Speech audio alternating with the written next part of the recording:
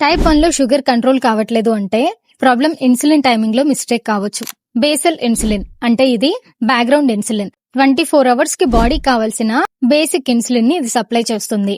రోజు ఇది ఒకే టైం కి తీసుకోవాలి. మీల్ తీసుకోపోయినా కూడా కంపల్సరీ తీసుకోవాలి. బేసల్ అంటే బేస్ సపోర్ట్. టైం చేంజ్ చేస్తే షుగర్ ఫ్లక్చువేట్ అవుతుంది.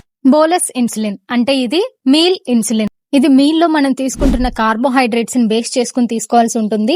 మీల్ కి 10 to 15 మినిట్స్ ముందుగా తీసుకోవాలి.